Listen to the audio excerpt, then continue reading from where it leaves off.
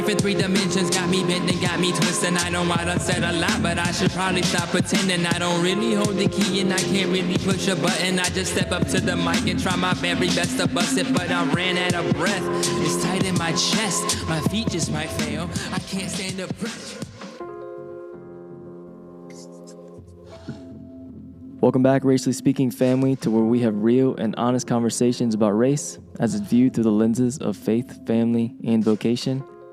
As always, I'm your host, David Phipps, and I'm, of course, joined per usual by the social justice cowboy himself, John Mark Walker. JM, what's going on, my guy? What's up, man? How you doing? I'm good. So, I have to say I'm good. It was my birthday yesterday, so I'm feeling extra good, man. Yeah. Are you going to tell us how old you are, or are you going to keep that a secret? I think I'm still at the range where I'm okay saying it out loud. So I'm a young 34. There you go. I'm not old enough to be president. Yeah, I'm almost there, but I'm on my way. I'm approaching my retirement age for if I was an NBA player. Oh yeah, that's right. Yeah, they start unless you're the best. If you're the best, right? Which I would have at least 2 or 3 more years left, but yeah, at least 2 or 3. I'd venture to say I would probably be on my way out. You could be done working already. You picked the wrong career. Wrong career. Man. Free podcasting was not the way to go. But yeah, have you seen? I think we were a little late to it. Have you seen The Bad Guys? The movie The Bad Guys? I haven't. It's misleading if you've never heard of it. It's a kids movie. It's a cartoon. Yeah. It's an animated movie. Yeah. Was it good? I've told a couple people that we saw The Bad Guys, and I think people think it's like, a heist movie or that's what I thought of an too. Adult movie. Yeah. Kind of is a heist movie, but yes, it is very good. Highly recommend it. Tackle some great issues, but it's very fun. Lot of suspense and a lot of I can't think of the word, surprises in the movie. Really good. Highly recommend it. Took the kids there. That was our big outing for my birthday with the kids. Then we got a babysitter. Oh yeah, they loved it. It was my 3-year-old's first time at a theater, so we did the whole theater, snacks, everything. It wasn't scary for her? No, my kids, I don't know if it's just in their genes. We go big with movies, so we're very big movie people. So my 6-year-old and 3-year-old both have never really been scared in movies. That's good. So, that's awesome. It happens to some I know. Yeah. And then we ended the night with some Cabo fish taco. Shout out. Oh, nice. Looking for a sponsor. Sounds delicious. Yep. Because I think when you were down here, that's what we did. That's what you took me. Yeah. Taco drop. We went to the restaurant, brick and mortar. Caitlin got a babysitter, so we had a great day. Man, you're making me hungry. I know, seriously. Talking about tacos. What have you been up to? Speaking of tacos, I never do this, right? I'm a Chipotle guy. I eat Chipotle at least once a week. Yes, After the gym, I love eating Chipotle. It's like what my body craves, right? I spent the past 10 years training my body to like Chipotle. But once a year, about once a year, my body's like, I could use some Taco Bell. So the other night, my wife had to go out and she was going somewhere. And before she left, I was like, let me run over to Taco Bell real quick. And I'm so out of like practice with ordering Taco Bell. I got there and I didn't know what number I wanted. I remembered once I ordered 10 tacos. Me and my brother each ordered 10 tacos. So 20 total. And we went home to my mom and ate them. So I was like, I want to do something like that. But tacos are like $1.50 now from Taco Bell. So I was like, that's a little too much. So maybe it was even $1.60. So I end up buying this box, this value meal. It was 4 burritos and 4 crunchy tacos. And I ate everything but 2 of the burritos. I put them in the freezer and saved them for later. Solid. It was delicious. Solid. Yeah. I was hoping you were going the Taco Bell route. So Caitlin and I photograph weddings together, and that's our go-to spot after a wedding is where's food. GPS? It's like, where's the closest Taco Bell? Nice. Well, then you got to tell me what to order because I'm out of practice, and I think I want to order it more often. Well, I was going to. I still will, but if you're turned off by the $1.60 tacos, you're not going to like this. We do cheesy gordita crunches. Do you know what those are? Nice. I do. With the gordita soft shell wrapped in a hard taco. Yeah. And the sauce is the X factor. But we go 2 of those each, so 4. No lettuce. You got to go no lettuce just to it gets in the way, man. Especially if you're driving. It gets in the way. Yeah, but those suckers are, I don't know how much they are individually. I need to look next time. But I mean, our receipt's always like $20+ with like drinks. And I'm like, what is going Taco on? Bell. But we crazy. Can't, like, I'll consider for a split second when I'm ordering, I'm like, all right, do I go cheap? Like, what do I do here? But we get it so rarely. I'm like, no way. I got to get what I want. You got to go big. Like, it's Taco Bell. It's 4th meal. Yep. So we're in summer, of course, right now. So we've shot a good amount of weddings recently. So we've had a good amount of Taco Bell, if I'm honest. Yeah. Good for you. Also, good for you. Also, diehard Chipotle people. Yeah. All right.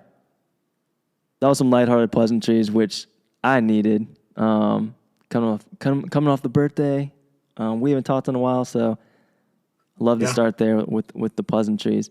We got a lot to get to, as always, since last time we did one of these. Of course, a lot has happened, as always, and we got to start here. Unfortunately, emphasis on unfortunately, but wanted to spend some time breaking down some of the elements of what happened in Uvalde, Texas, the shooting at elementary school.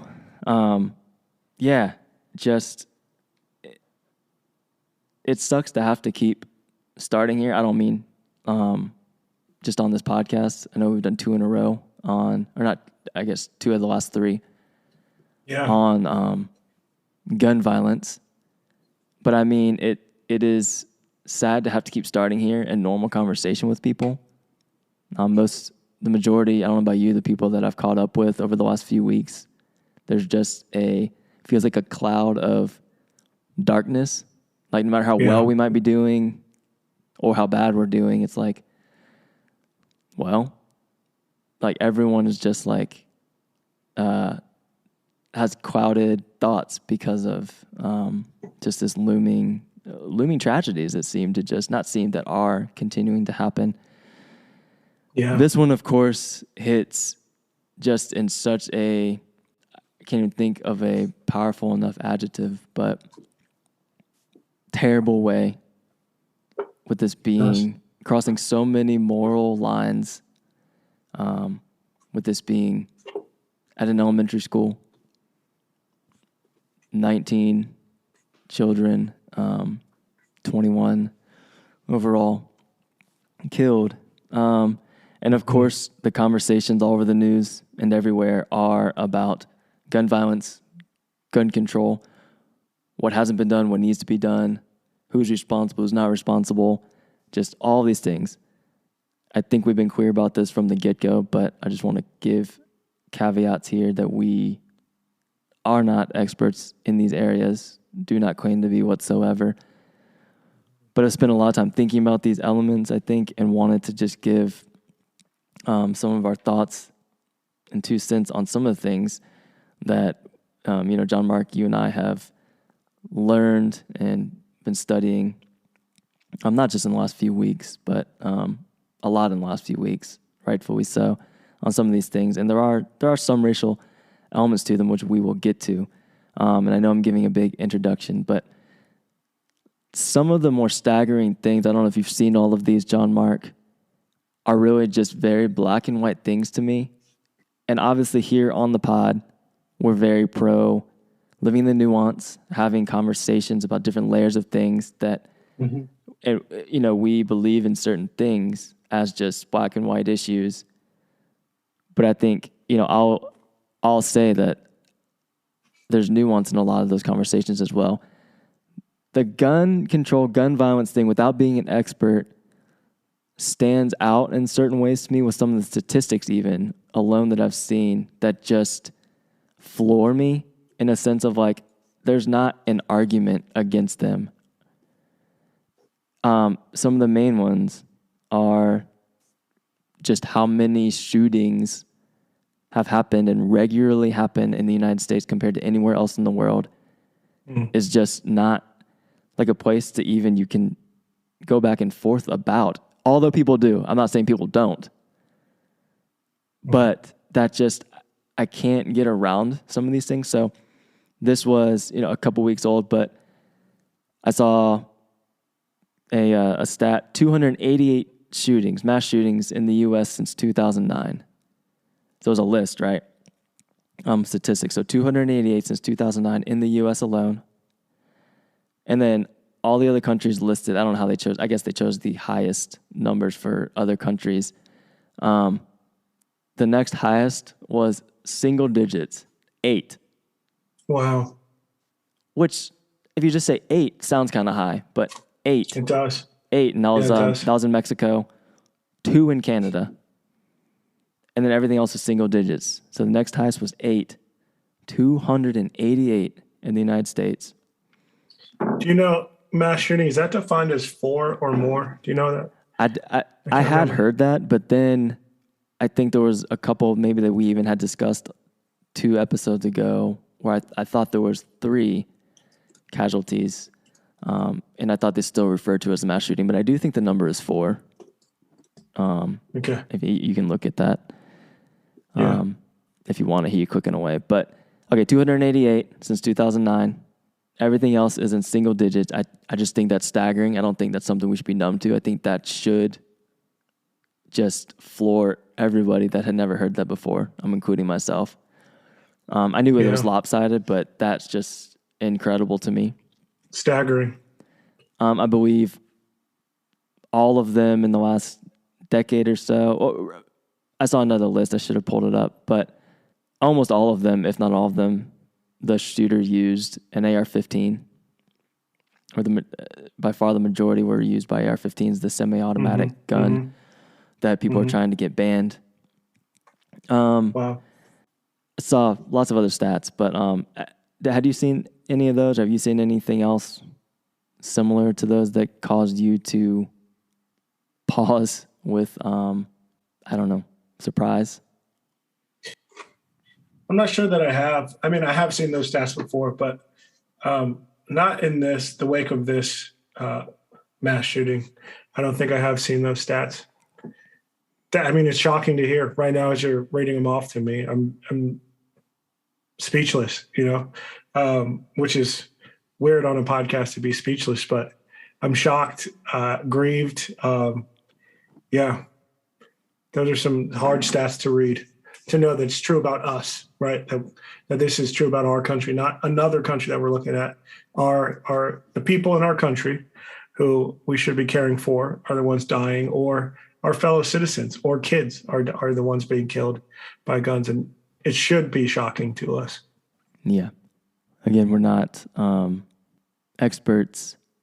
I have been, again, floored, but interested in getting to the bottom of, like, for my own personal just understanding of where some of these people's different ways of thinking about something like gun violence and gun control, because there's cultural elements for sure that isn't my culture, not what I grew up in. Like, there's nuance, like I said, and that's what I think is very interesting. Like, there are I'm not saying there's not responsible gun owners. Not saying that at all. There's for sure responsible gun owners. And I'm aware that guns are objects, right? They're things. So I'm kind of shedding light on, I don't know if you've heard these phrases like, only thing that protects against a bad guy with the gun is a good guy with the gun. You ever heard that? Yep, I've heard that one. Or people kill people. Our guns don't kill people, people kill people, type thing. So I have my thoughts about those phrases, but I've just been trying to think, okay, who believes that and who is still like peddling those ways of thinking in the midst of all of this going on? And this isn't an intentional judging on individuals, but it's just tracing some of these things to why they're said and where they're coming from. Is just almost where I think you have to go to understand almost how to advocate for the correct legislation, I think. Yeah. Which is where some of my knowledge is very limited. But I was in a conversation with somebody that told me that the phrase, only thing that protects against a bad guy with a gun is a good guy in a gun. became popular during the I forget the city, you might remember the last elementary school shooting. And I forget the city. Was it Sandy Hook? Yes. I believe that's where it became popularized. Mm-hmm. Anyway, I remember hearing that for the first time, literally from the pulpit at a church. Not a church I've ever Really? been. Not a church I've ever been a member at or anything like that for people listening. But it was a friend's church, and it was right after the shooting in the movie theater that happened. Yeah. And I was young enough to not exactly know and articulate what was wrong with that. But I remember that just floored me because I was like, that was problematic. I don't know why, but that's something that was not a good thing that he just told a congregation of people. Yeah, that's that Wild West mentality, right? Yeah. You got to get John Wayne on a horse coming to save people. Yeah, or the social justice cowboy. Yeah, or Wyatt Walker. On a horse. I don't ride horses, so don't count on me to save you. But have you ridden? You've never ridden a horse? I have. I did one time. It was an experience. Okay.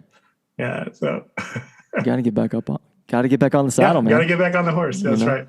But yeah, I think that comes from our.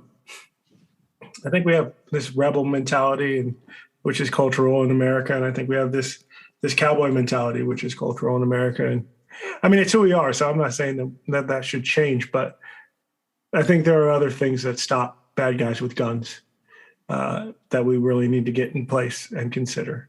Yes. I'm glad you said that. That's where, like I said, I've been literally learning myself. I'm not coming into this having this extensive knowledge, but you mentioned other things that stop guys with guns. And I just don't see another way around these ways of thinking with just arming more people other than laws and the correct legislation, because that's what everyone else, like I said, everyone else in the world, single digits or less mass shootings are at. They have stricter laws, and many of those laws were implemented after a mass shooting, like some of them overnight. Yeah. Yeah. So I'm not a government expert or, Senate expert, anything like that. But things can get done quickly if the leaders are willing to do it. Like, I do know that much, which is where I think a lot of the conversations are going. And because, it's a lose-lose kind of, because we're so polarized right now, I think that stops a lot of progress. But it is, again, so staggering to me. I'm coming out of the gate hot on this, but so staggering to me that even now, with kids being dead, a couple weeks before, black people being hunted down and killed, dead. They're all dead. Store. That's not enough to let go of whatever you're holding on to come together and make sure that doesn't happen. Like, there's something, if that's not systemic injustice that we always talk about, I don't know what is. Yeah. And no one's off the hook. Democrats, Republicans, I know Republicans are very much the ones we're targeting, but plenty Democrats could also do. Or something. Yeah. Yeah. Yeah. And I just wanted to give thoughts on, something like, well, people kill people, guns don't kill people, of how that is, sure, true in a sense of what, a gun doesn't have a mind of its own. But it does seem where there's more guns, where there's more semi-automatic weapons, where they're more easily acquired, where there's less gun restrictions and laws, that, in fact, more people do end up dead. Yeah. Much like other things that are dangerous. Yeah. A mine. It does seem like that. Somebody has to step on a mine to activate it, right? But there's also a minefield as compared to a field with no mines in it. You know what I mean? Like, I'm trying to think of just examples, but I'm just like that. These stats I just can't get out of my mind on, especially when it seems like they are avoidable. I would even think differently if I saw that stat that, I shared at the beginning, and other countries had very, very strict gun laws and were really close to the same numbers as us. Like, then it would be a reason to think differently. Okay, well, maybe that's not the answer, but nothing. Has anyone seen something that would say otherwise? Like, I don't think so. Yeah. Those are good thoughts. Yeah. It's crazy. Yeah. The guns don't kill people. People kill people. I mean, we can't change the hearts of people. We can't legislate being good people to each other, being kind, right? Only God can change the hearts of men and women. And, well, let's be honest, it's men. Only God can change the hearts of men, right? So we have to do what we can do, which is legislate, which is make laws that restrict harm, right? So seems like as a society, we're not able to handle this type of weapon. So we need to make laws that either hold the person who buys it accountable for it in a different kind of way, makes it harder for them to buy it. But those conversations, some people see that as giving up freedom. But I think that there are some freedoms that are worth giving up if it's going to save people's lives, right? So what do we value? Do we value other people's lives? Uvalde and the grocery store, those were brown people dying, black people and brown people dying. And my question is, do we care about them, right? The grocery store specifically because they were black is why they were killed. Yeah. And this community in Uvalde, it wasn't specifically, they weren't targeted because of race, I don't think, but I'm not sure that we care enough about them. But again, I mean, I think of, what was it, Parkland, right? They were mostly white kids. What have we done since then, right? The concert where I think it was upwards of 50 people died a couple years ago. I think they were mostly white. So on some hands, on one hand, it does seem like we don't care about black and brown people, but on the other hand, it just seems like we don't value life. We don't care about life. So as much as we are conversing about there being answers, we certainly don't have the answers, because I agree with you with, many of these, Charleston, Buffalo were racially charged. And then we've talked about, Laguna Woods, and the rise in anti-Asian hate. But there's plenty of racially charged things that we can talk about, but I wouldn't not even just say this is almost doesn't. I think I'm comfortable saying this mass shooting thing and gun violence knows no discrimination as far as mass shootings go, seemingly. Yeah, it seems like that. I will say a racial element that I did want to shed light on, because that's what we do here.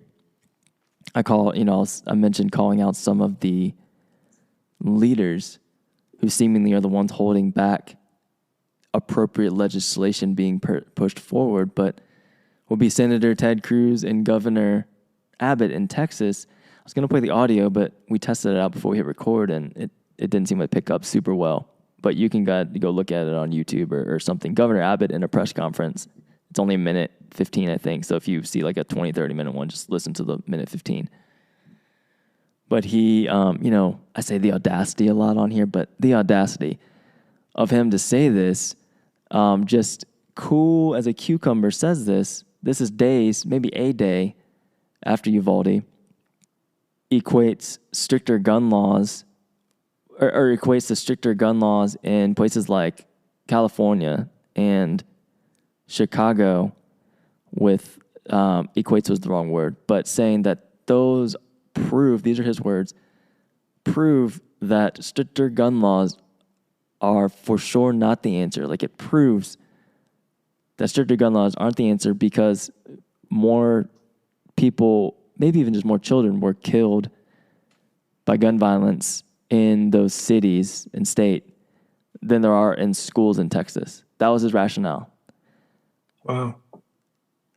And saying that we can make all this legislation that we want, but it's not going to actually save lives. Just look at what happens in Chicago. Not talking about mass shootings, just talking about gun violence.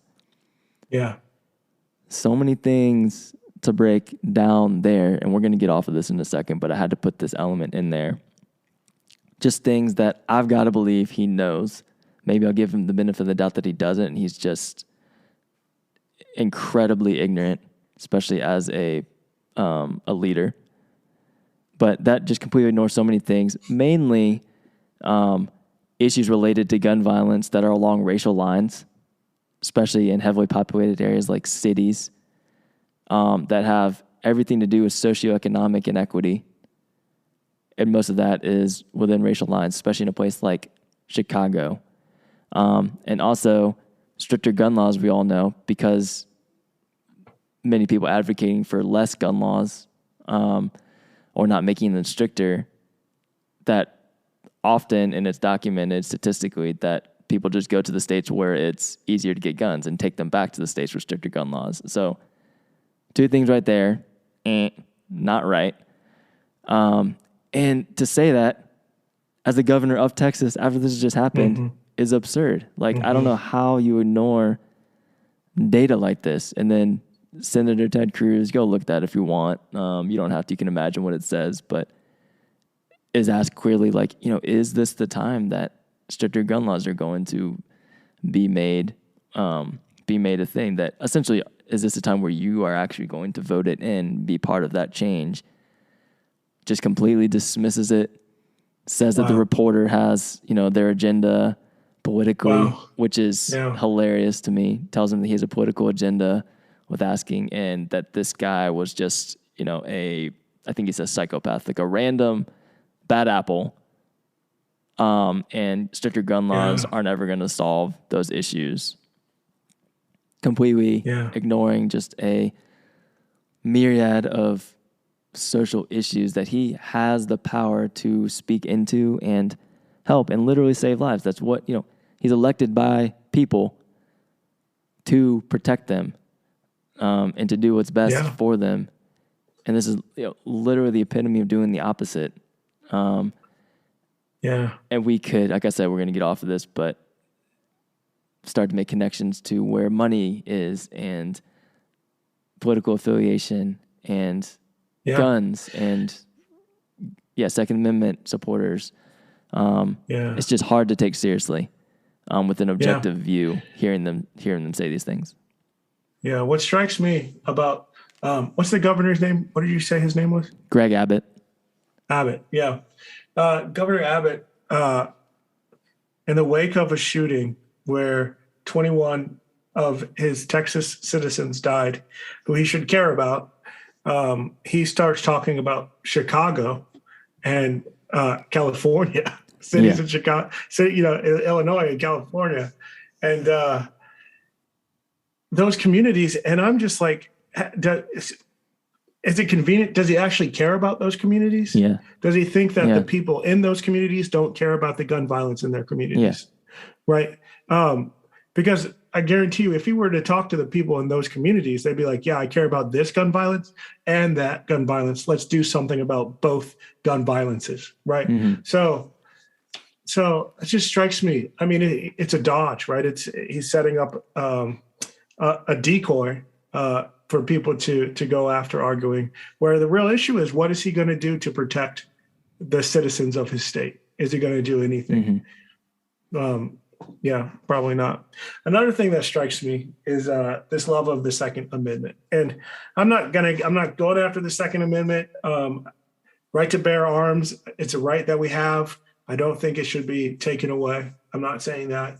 I'm not sure what it should be done or how it should be handled, but I don't think it should be taken away. But it strikes me as funny. I was reading this book by W.E.B. Du Bois, Black Reconstruction in America.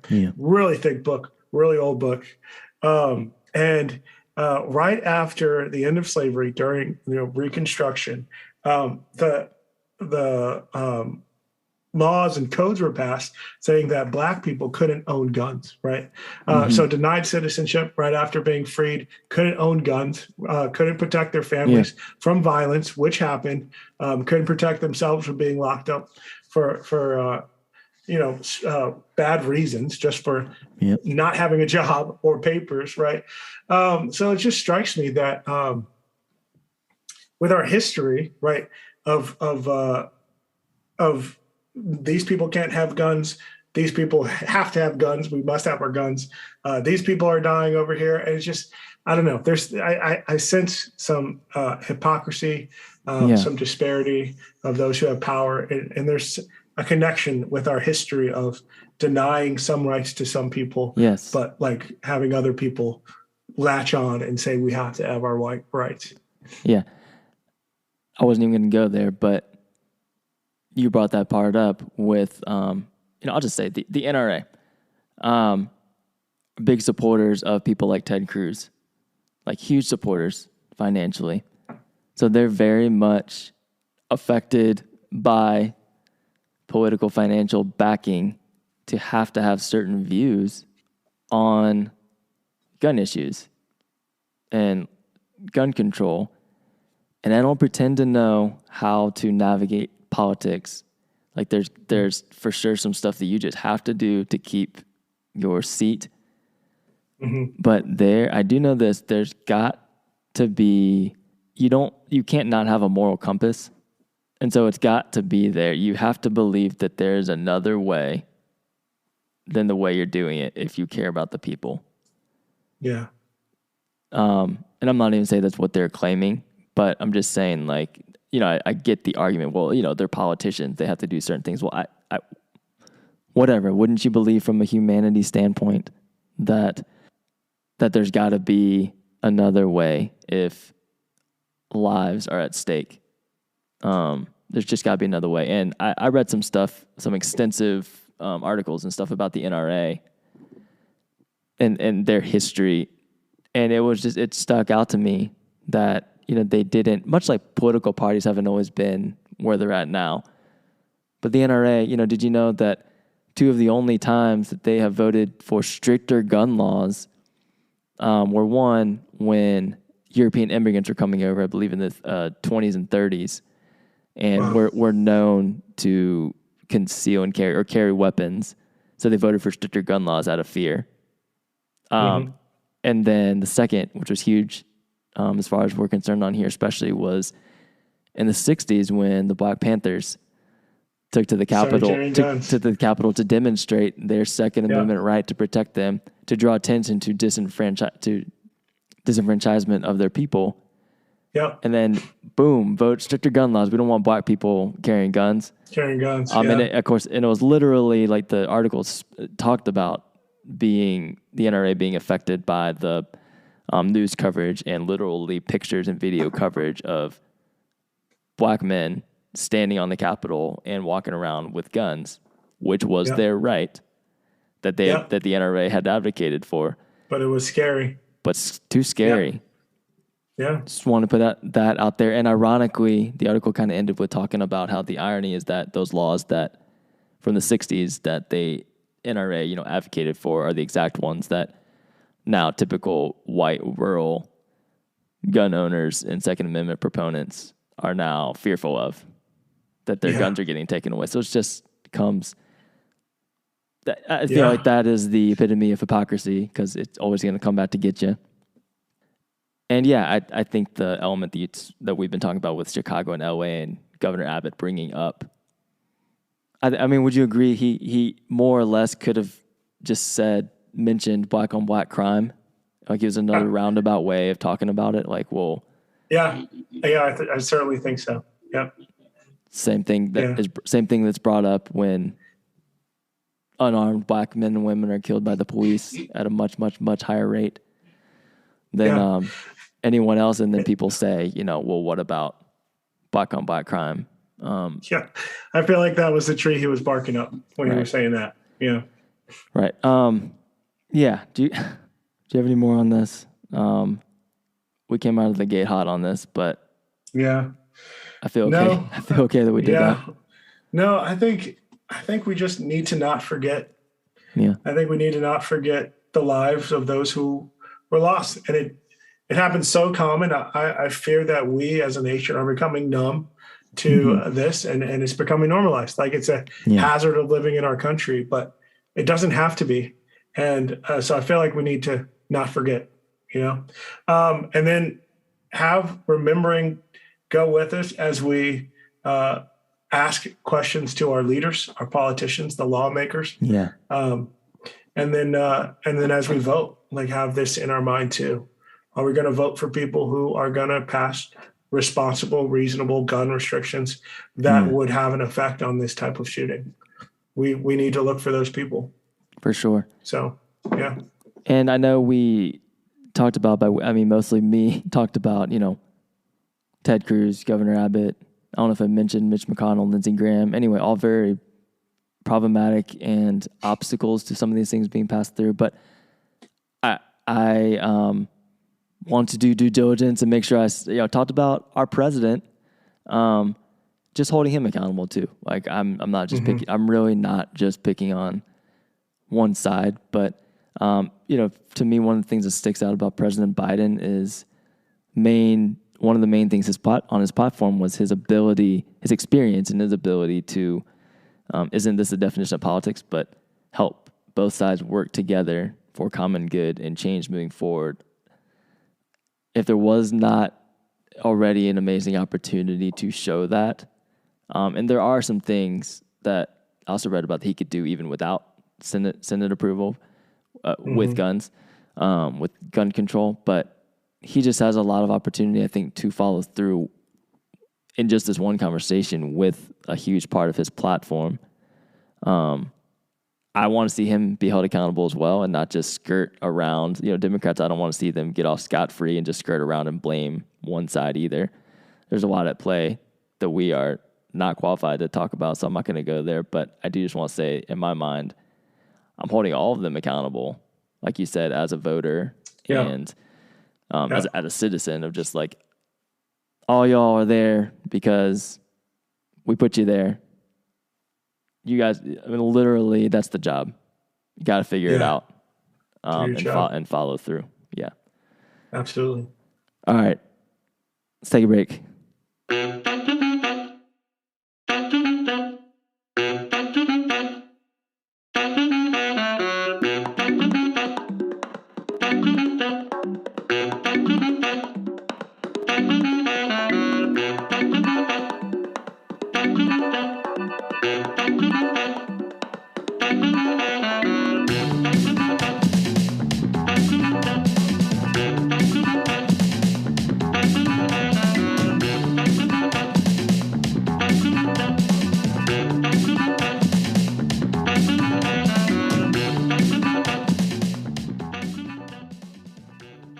All right, John Mark, we're switching gears a little bit here.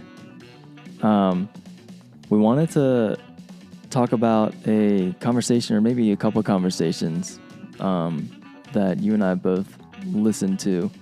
And it's in the evangelical Christian world again, not quite necessarily at church, as we like to say on here when we do these topics, but TGC, an organization, for those of you that don't know, called the Gospel Coalition, has been putting out a series of conversations on really hot-button issues, I'd say, John Mark, and I haven't listened to all of them, but two of them pertain a lot to what we talk about on here, so you and I both listened to them. One was kind of on the word woke or woke culture, quote-unquote, and then the most recent one was literally about the church and Christians addressing racial justice or racial injustice. And so naturally we wanted to check those out and listen to them. I guess we wanted to give a couple caveats like we like to do. We thought about just not talking about this at all because what we don't want to do is critique things or just look for things to just critique. That's not what we want to put out there here on the podcast of like you should be look for things to criticize. That's not what we're doing. We don't want this to be about criticizing individual's character or even an organization, but we want to be faithful to have conversations that are rooted in truth, especially along the lines of racial justice viewed through the lenses of faith, family, and vocation. And so this was too on the nose to not talk about. And again, I listened to this, and I think you'd agree, John Mark, for my own ears. And then I think coming away, enough stuck out that I thought it'd be worth discussing on here, because I think that a good amount of people listening may be listeners to the stuff that the Gospel Coalition puts out. And this isn't a knock or support of the Gospel Coalition. So I think those are kind of all the caveats. But do you have anything to add, John Mark? No, that was well said. All right, so this last one they did on literally racial justice and how Christians should navigate it. And a lot of it was addressed from a pastoral view on how they should lead the church in their churches and how to have these kinds of conversations. Should we just say names, I guess? Yeah. It'll be helpful to discuss. So Justin Giboney, and is it Brian Davis, I believe? Yep, Brian Davis, yep. Justin Giboney, the leader and founder of the AND campaign. He's a lawyer. Yep. Founder of the AND campaign, which is, you know better about the organization. Do you know the short little synopsis of what they're about, John Mark? Yeah, they are a place for the politically homeless. So Justin Giboney finds himself in the middle a lot, and so he's gathered a group of people who are like-minded in that they don't feel at home being progressive or conservative. And so a lot of what they do is have conversations in the middle ground and bring people together because we're in a very polarized time politically in our society. So, I recommend checking it out. He has some great things to say sometimes. Yeah, regardless of where you're at politically, really good conversations that he facilitates. So that's the AND campaign. Yeah, through the organization. Yeah. And then I didn't know much about Brian Davis, the other pastor that was. And so these are advertised as debates. I think debate is putting it in an interesting way, because it's kind of a debate. They don't agree on everything, but they kind of, I think you said it, they kind of have individual conversations with the moderator and aren't really addressing each other. There wasn't any back and forth, no time for rebuttal. There was maybe a tiny bit. Anyway, so these are debates that the Gospel Coalition is putting out. And John Mark, you wrote down some of the main questions they were asked.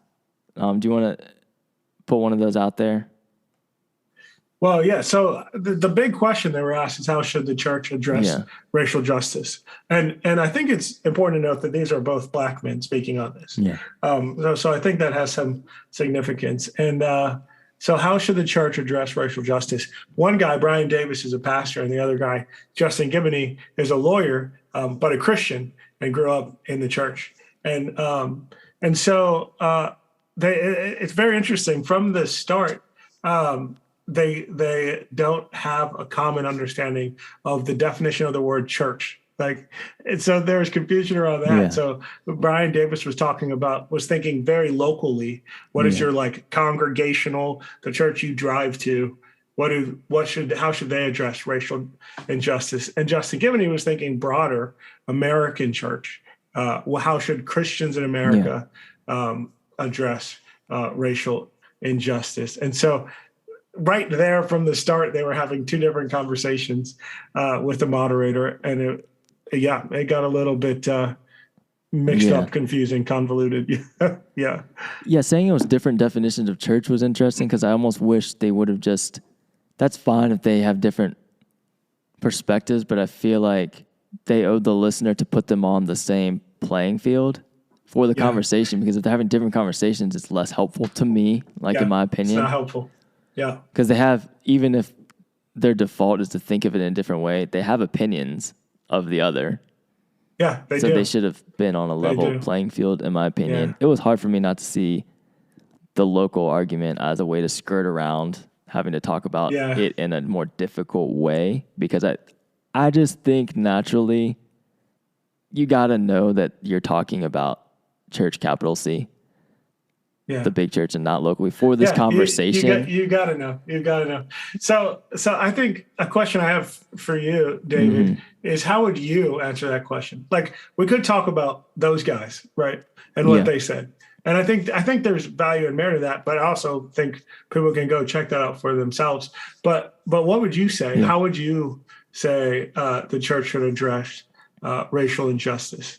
I'm aware this is going to align a little bit with what Justin Gibney said, but I'm very much, like I said in our last segment on the shootings, I think this is my way, but I'll admit I have a hard time if people don't see it, at least in this same light. I think you have to start with truth. I feel like that is a biblical way to look at stuff. I'm not saying remove everything else, but I feel like you have to start with truth. Because that's what matters. Like, you can talk about anything, but if it's not true, it matters less. And so there's just facts out there about anything that are just, they're true.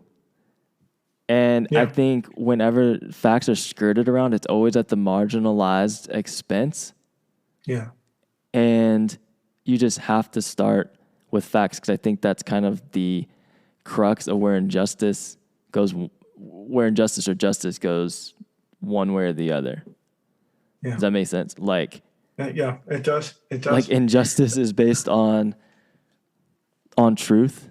I think that's what our faith, like Christianity, is rooted in, and it doesn't make sense to some people, but that's almost like the beauty of it. And that's why, if you believe in Jesus, why it's so terrible. Like, every Easter when we're reading about crucifixion, Jesus' arrest and all this, like, it's systemic. Like, he's been, like, I know it's more than that, but we know what happens. But every time I read through the Gospels and I'm seeing him being questioned by Pontius Pilate and the officials, I'm just like, let him go this time. Do the right thing. Let him go this time.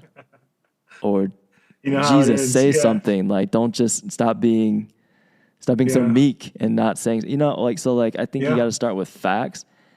And it's just like, I think Justin Gibney even said this in there. Like, if you don't start there, then that's fine. Like, that's almost freeing. So it's like, okay, we're not having the same conversation. So, like, let's move on. Right. Like, let's just move on. Let's move on. And I appreciate that. I appreciate the let's move on attitude. There's nothing more frustrating, I think you'll agree, than like somebody saying we're having the same conversation, but you're really not. It's like, no. Like, you don't believe that, that you don't believe in systemic raciism. And that even came up in the conversation. It's like, so like, yes, if we don't believe, if we don't start there, like, you and I have both talked to people that aren't completely convinced that the church has a lot to do with racist history. It's like, agree to disagree. That's fine. We can move on. Like, we're not going towards the same thing, even if you think we are. I'm not saying I think it's okay. Yeah. I think it's okay to move on. I think it's okay for Justin Gibney to not go to Brian Davis's church, right? Yeah. Like, he's not saying, you're not a believer because you don't encourage your congregants to pursue racial justice. Mm-hmm. And Justin Gibney is saying, there are churches out there that are pursuing it. And so I would imagine he's going to one of those churches. And I think the same for us, you and me, and our histories with churches and our friends who might be feeling like, oh, I want a church that cares about this. It's okay to leave a church that you're at and find one that values pursuing racial justice. It's okay. You don't have to say, don't check out that church, they're terrible. Just acknowledge that church has priorities that they care about. You want a church that cares about this, go to that church, right? So we don't all have to be in the same room all the time. Yeah. I think I answered your question. I mean, what would you, I'm assuming it's probably along the same lines, but how would you answer that question? Yeah, along the same lines. You said truth. I had a mentor who said history, right? Be aware of the racial history and the effects that it has today. Have that conversation, for one. And then also God's word. How does God's word call us to love each other? How does the Bible, how does the New Testament, what did Jesus say about pursuing justice and those who hunger and thirst for righteousness? How did he treat the oppressed and the poor and the outcast? And then we just follow his lead into that. And I think in our context in America, following Christ's lead and caring for those who are the outcast, the poor, the oppressed, will lead us to pursuing greater racial justice. It's hard for me to see how a church does not pursue that. Yeah. But I get it. I see it. I mean, I see it when you stick to just the individual personalized salvation perspective, or even the right theology. Like, those things are important. Those things are the gospel, but the other side is, how do we live it out with each other? And some churches are missing that other side. They're missing a robust understanding of how we should physically, tangibly, practically care for people as followers of Christ. So history, how does Jesus call us to live and love people? And that points me towards pursuing racial justice and finding a church that actually values that. So, I mean, one thing for those that have listened to the conversation that we're talking about, or will,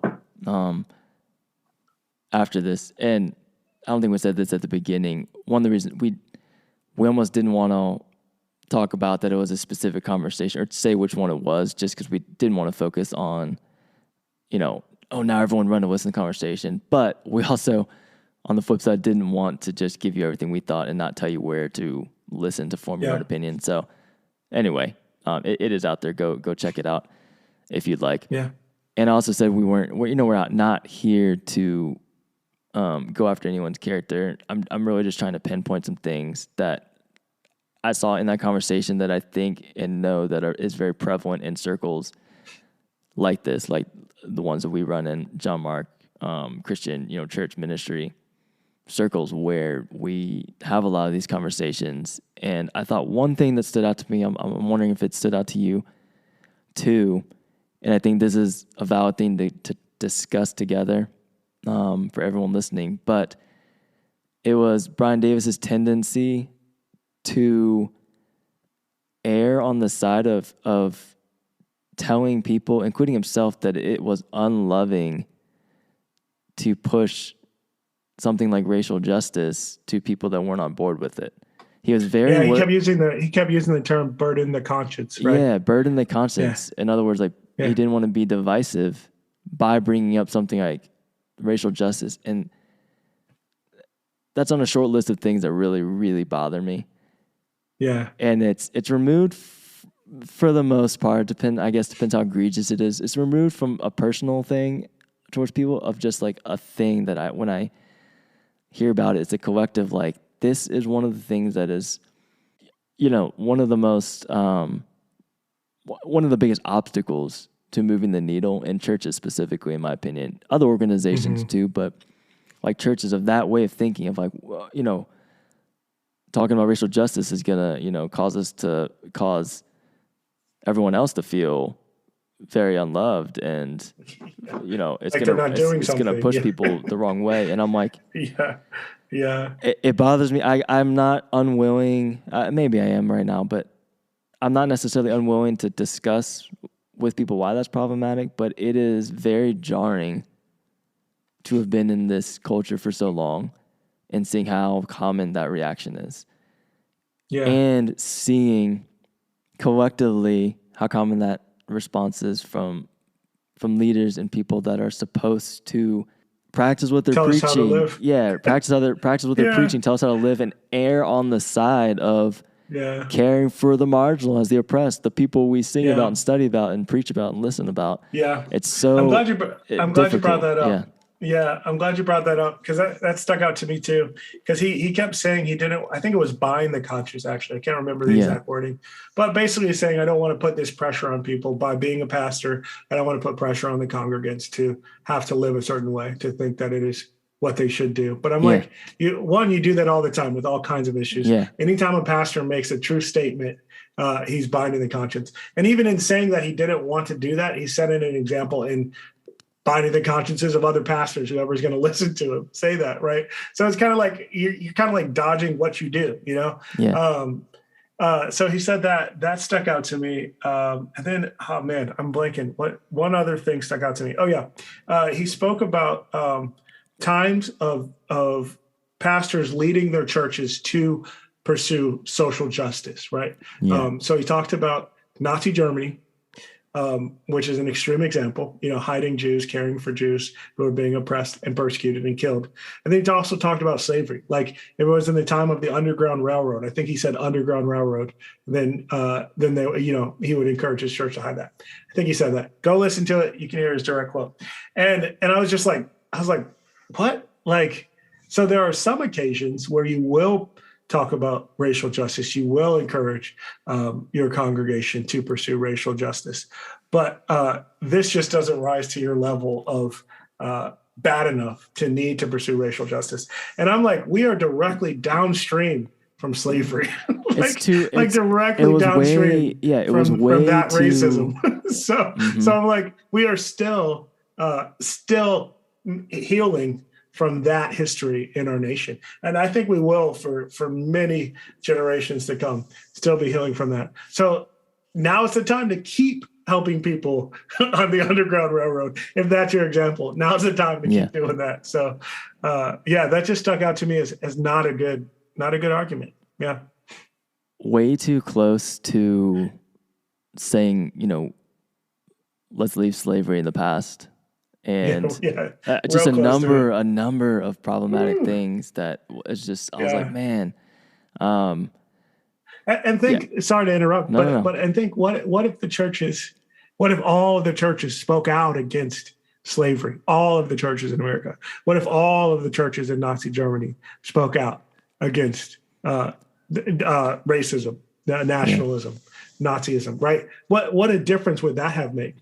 So now we're at a time. Why are we not all speaking out against it, right? Why is it not easy to say racism is bad, okay? What? Right. Like, why is that so hard to say? You know what I mean? So, yeah.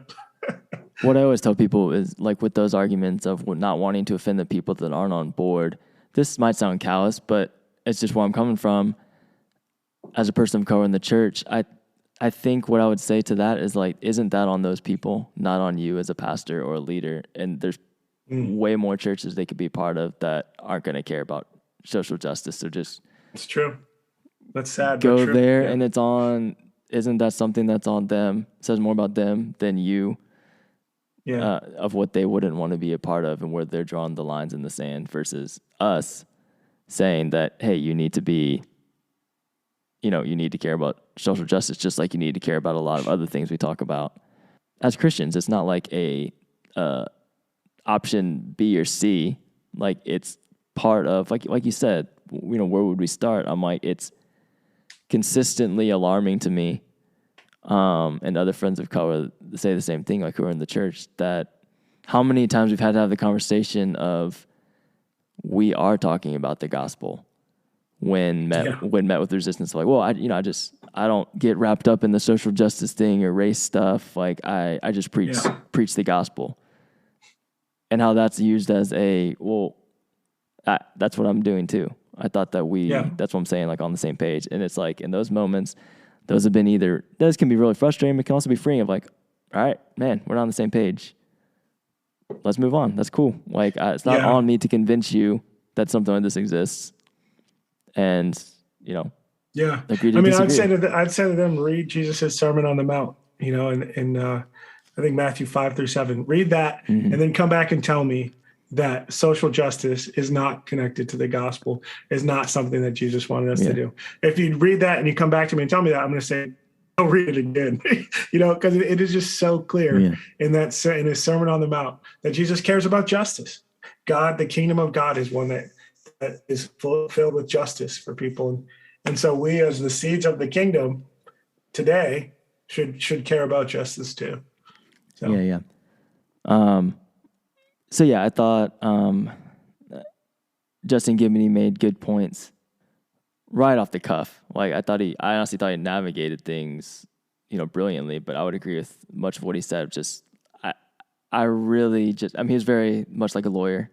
and how he spoke. He's a lawyer, yeah. obviously. I was just saying, like, these are the facts. And he knew how to not be emotional about it and how to get in an argument. It was just very freeing. I thought how he spoke. He's like, yeah, I see your point, but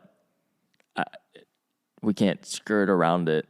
Like, these are what happened. And some of the main things he discussed are things that I think we've discussed, whether on here or personally, but just stuff that's objective truth. And he was addressing problematic statistics too of, it was an individual thing, but it was just collectively where Christians historically, including now, stand on these issues. And it's along racial lines of how outspoken or not outspoken they are about, or we are about these issues.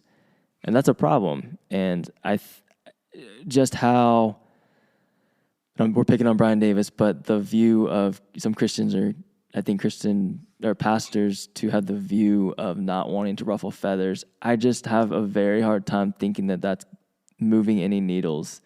And if it is, it's not moving them quickly enough. Yeah. And I truly believe that if there was more people that understood the connection to just having these conversations to dignity and life or death, that then people would be convinced.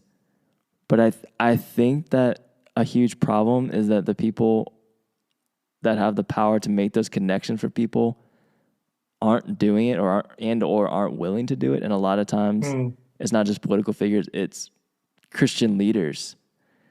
And that is just, I think, John Mark, you and I are probably on the same page with that, of just unacceptable to me. It doesn't mean not willing to have conversations with people that disagree with you or us, but it's not a acceptable response to say, well, everyone's learning at their own pace. That's for sure true.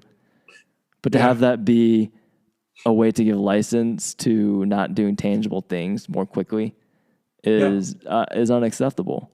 And it is directly connected to, even the first part of this episode. But I'm speaking to myself. I'm not saying I always understood the connections, but it's increasingly difficult to accept people not making some of these connections more quickly when the information is more and more and more readily out there. I get take care of yourself. Like, I'm not saying get on social media more, do this, and this more, or like consume screens more. But there's less excuse to not be informed, and we can choose to be informed and reject the idea of that the answer is just to check out and never come back. I'm not saying we all need rest, but to stay informed and stay informed and stay informed. Yeah. And you your point is making me think of this analogy. We're both parents. We know how to raise kids, and we got to take them places and lead them places all day long, right? And I'm not saying that pastors are the parents of the people, but this example, right? Pastors, church leaders, political leaders, anybody who's in leadership, who can point people towards racial justice and tangible things, and doesn't. I feel like there's like a lacking of leadership there, right?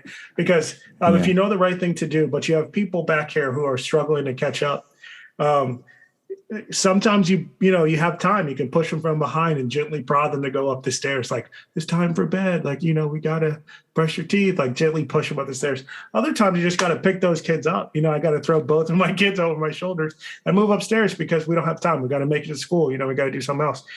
Sometimes it's time for action and carrying people along. And sometimes it's nice for a nice little gentle push. You got to lead in both ways, and I feel like too often where we are neglecting those who are hurting because we don't want to get these people to catch up faster than they're comfortable with. I think sometimes we got to let these people be uncomfortable so that we can heal the pain of those who are most affected by racial injustice. Yeah. Everything's muddy, and there's not a perfect answer to all of it. I think that's where what we're discussing, where pinpointing stuff like marginalized versus people in power is just the headway a lot of these conversations come to. And I know that is I hit like 3 buzzwords when I just said that right there, but that's just the reality. We have to be willing to unpack.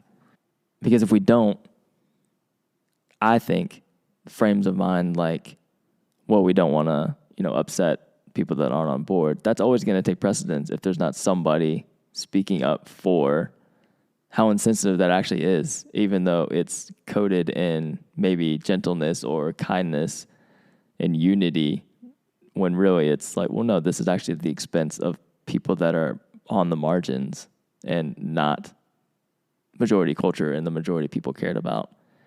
You got anything else to add to that? The end of that? Not to that. I mean, I imagine if we send people to go see this video, they're going to come across the next one. And I don't know if for the sake of time, we have to talk about right. The question. The woke culture one. Yeah. Is woke church a stepping stone to theological compromise? I'll just say this. Woke. They define woke in that debate too. Two different people. And it's 2 separate conversations because the word woke means things to 2 different people. I'm not going to say the one I disagree with. I'm going to say the definition of the word woke that is used in African-American, Black culture, Black vernacular. Woke means becoming aware of racial injustice and the history of racism in the past and what's been done, right? So if you're a person of color and you use woke that way, that's what you mean by woke, right? The person who was kind of, I don't know, he came up with a different definition of woke that I think is used for people who don't want to have these conversations about racial justice or social justice. So, and I say that is not the definition of woke. He was wrong. So there's this pastor, what's his name? He wrote the book called Woke Church, an Urgent Call for Christians in America. Eric Mason. And he's an what do you say? Yeah, Eric Mason. Yeah, thanks. He wrote that book, and he's using the African-American definition of woke, becoming aware of racist history. And so if you hear that word, if you hear people misuse that word, I think it's worth having a conversation with them. Like, what do you think that word means? Because we might be using it in different ways. I think that would be a good way to address that. Because if it means just being aware of history, then I don't see how that is a stepping stone to theological compromise. That's all I got. I'm going to leave it at that, right? Understand the actual definition of the word woke. That's great. And it's worth saying that neither one of those people were Black. Is that correct? Yeah, I was surprised by that. I was surprised by that they would have a whole conversation around a Black word without having a single Black voice in that conversation. Yeah, I mean, I think there's value in such a public way. It's such I'm not saying that white people can't talk about the word woke. I mean, absolutely have conversations with your friends about the word work, especially now that you know the definition of it. But like there was such a production value to not have a Black person in the trio having that conversation. I will say Rebecca McLaughlin, she used the African-American definition of the word woke, and I very much appreciated the way that she said that. I think she even pointed out the awkwardness of her being white and from England, I think, and being the one to talk about this. But I did appreciate her argument and the case that she made. So I say we're pretty like-minded on this because that's the main thing I would have pointed out too. I won't really add anything to what you said other than I think I've said this before. I don't like when somebody or somebody's tell entire people groups how to talk, because that's rooted in history, and I think that's just really problematic. And by redefining as a white man, woke on there was just insensitive. And again, it was a Christian setting. Most people probably didn't think it was. A lot of people probably did. But I've seen that happen too many times, especially in Christian stages and panels or whatever, in situations like that. And it's it happens when there's not, somebody on there to correct. And I get having debates and conversations, hearing different opinions, but that can be problematic sometimes because you don't know how people are going to take it, and everyone's responsible for themselves. But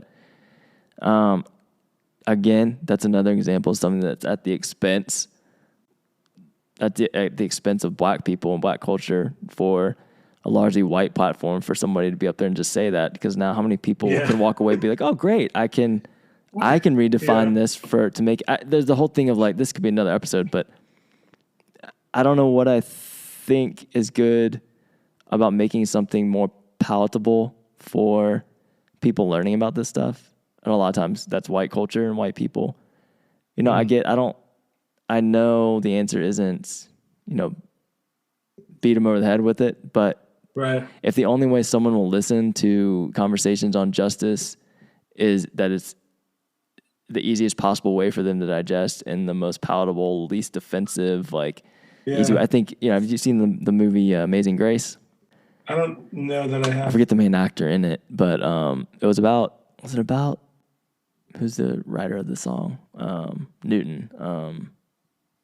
Shoot, I'm butchering this. But anyway, the guy, the main person in there, he's white, advocating against slavery, and there's a scene on the boat where I guess they can smell, I think it might even been dead slaves or just, you know, the filth of a slave ship, and he was showing them, and he told them, and they started covering their noses and stuff, and he said, don't, like, take that away, don't look away, don't cover your noses, like, you can bask in this scent for 5 minutes. Like, if that's bothering you, then essentially we have our answer of how wrong this is. Wow. I didn't expect to go that serious right there, but there's just something about something being made as easily digestible as possible, like redefining terms. Like, I think about, do you remember like when in 2020, I think when Louis Giglio in that conversation with Lecrae said instead of white privilege, I like to say white blessing. He apologized for it. I'll give him that. He apologized for it. He did. I don't know where he he's did at. Apologize for it. That was an awkward and not a great moment for anybody, including the Chick-fil-A guy. Yeah, he was in it too. Yeah, that was. That was unfortunate. Poor Chick-fil-A guy. Yeah, and another example of there needed to be a black woman there, and I read afterwards that Bernice King was supposed to be there. Yeah, Bernice King. Yeah, and Dr. she wasn't King's there. daughter. And I mean, imagine if she would have been there. I mean, good for her. Yeah. No, well, I think she wanted to be there. I think she like hurt her back or something. I heard, but like, my gosh, imagine how much better that would have been. Maybe, I don't know. Yeah, I would have felt bad for her in that situation too. I felt bad for Lecrae, kind of put on the spot in some awkward ways. But, right. But you were saying white blessing. Yeah. Yeah, I was saying that. So I just the innate, even again, audacity. I'll say it again. The audacity and the presumption that he had the right to do that, of like, well, I don't like to say white privilege. I more like to say white blessing. I'm like, what do you mean you like to say? You know what I mean? So I think there's more conversation to have there. So maybe this is a teaser for a future episode. We said enough hot takes for one episode. That would be a good thing to dive into a little deeper. Do we have any actual advice for listeners before we sign off here? Eat Chipotle. Get some Taco Bell. Eat Chipotle, and we'll bring it full circle. Cheese gordita crunch. Eat Chipotle. Do they still have crunch wraps? They do. Let's go. They do. Nice. Those are my thing back in the day. Yeah, me too. High school, right before basketball games, crunch wrap. Yeah, public service announcement. If you do get Taco Bell and you're above 30, make sure you have some Tums. It'll really help you out. Absolutely. Yeah. Absolutely. Might not be the best road trip food, which is what I usually have it on. Yeah. You gotta cut off that heartburn before it starts. Yeah. All right, listeners, thank you so much for tuning in with us again. We appreciate and love y'all. The music you're listening to was done by our good friend Dylan Dent. Our artwork was created by the great Ashley Bush, and we will see you guys next time. On my soul, this money on my mind is a fracture in my bones. You get crippled by continuing existence like a ghost, and they wonder why we drink, and they wonder why we smoke, and they wonder why we think that everything's a joke. I'm shocked that we can sleep, must be the thought of letting go.